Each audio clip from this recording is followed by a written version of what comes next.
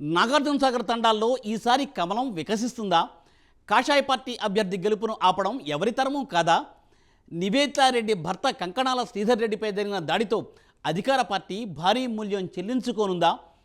మందకృష్ణ సపోర్టుతో దళిత గిరిజనుల ఓట్లు కమలం ఖాతాలో పడనున్నాయా?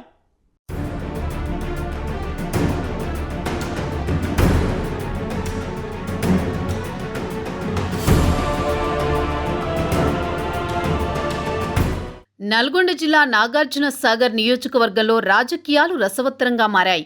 ఎన్నడూ లేని విధంగా పోరు హోరాహోరీగా సాగుతోంది. బీజేపీ తరపున కంకణాల నివేదితారెడ్డి బరిలో ఉండడంతో అక్కడ రాజకీయ సమీకరణాలు పూర్తిగా మారిపోయాయి.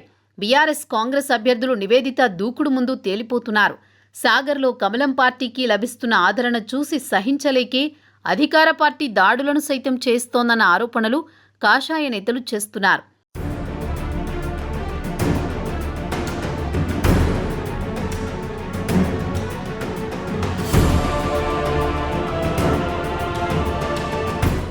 బీజేపీ తరపున పోటీ చేస్తున్న కంకణాల నివేదితారెడ్డి అంగబలం, అర్ధబలం, అంతకుమించి ప్రజాబలం దండిగా ఉండడంతో ఆమె ప్రచారానికి వెళితే జనం వేలాదిగా తరలివస్తున్నారు. నియోజకవర్గంలో ఎక్కడికి వెళ్లినా పూలు చల్లి హారతులిచ్చి ఆశీర్వదిస్తున్నారు.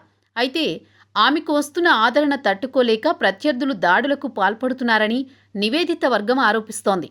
కొద్ది రోజుల క్రితం బీజేపీ అభ్యర్థి నివేదితారెడ్డి భర్త కంకణాల శ్రీధర్ రెడ్డిపై దాడి జరిగిన సంగతి తెలిసిందే. ఈ దాడి చేయించింది అధికార పార్టీ అని బీజేపీ ఆరోపిస్తోంది.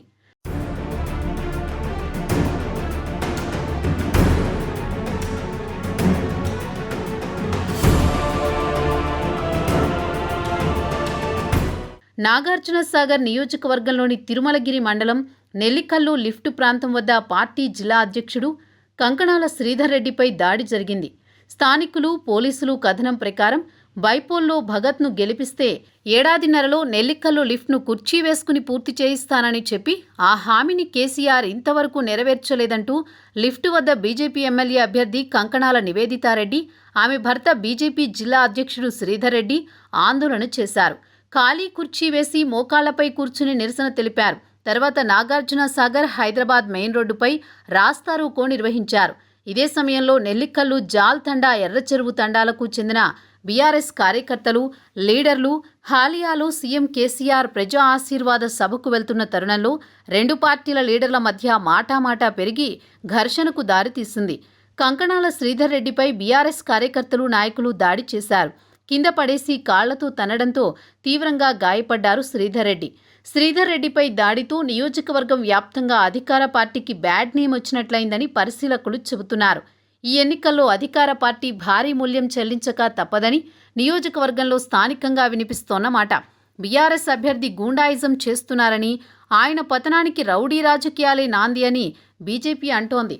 దాడులు, దౌర్జన్యాలతో నాగార్జునసాగర్లో బీజేపీ గెలుపును ఆపలేరంటున్నారు.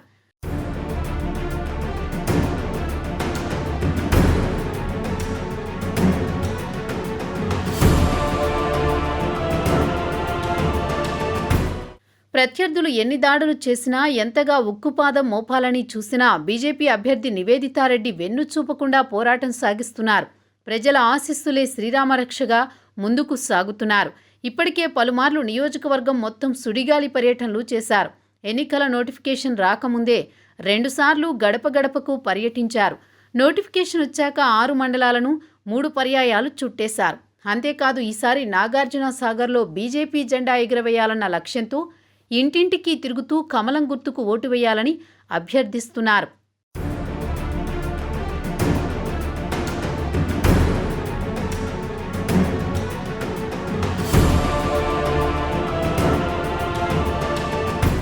ముఖ్యంగా సాగర్ తండాల్లోని గిరిజనులు నివేదిత వైపు చూస్తున్నారు. కష్టకాలంలో తమను ఆదుకున్నది నివేదితారెడ్డి కుటుంబమే అంటున్నారు. హరిజన, గిరిజన తండాల ప్రజలు కంకణాల శ్రీధర్ రెడ్డిపై జరిగిన దాడిని ఖండించడమే కాకుండా నివేదితారెడ్డికే ఓటు వేసి అఖండ మెజారిటీతో గెలిపిస్తామని చెబుతున్నారు.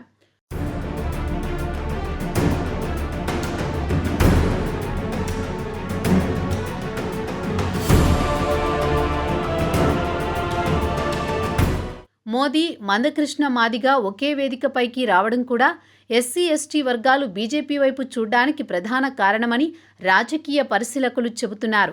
బీజేపీతోనే వెనుకబడిన వర్గాలకు న్యాయం జరుగుతుందన్న ధీమా వారిలో కనిపిస్తోంది.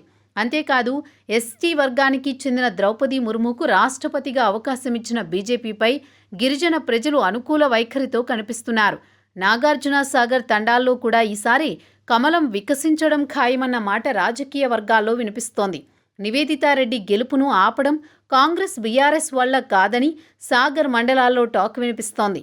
చూడాలి మరి నివేదితారెడ్డి రాజకీయ భవిష్యత్తు ఎలాంటి మలుపు తిరుగుతుందో అన్నది.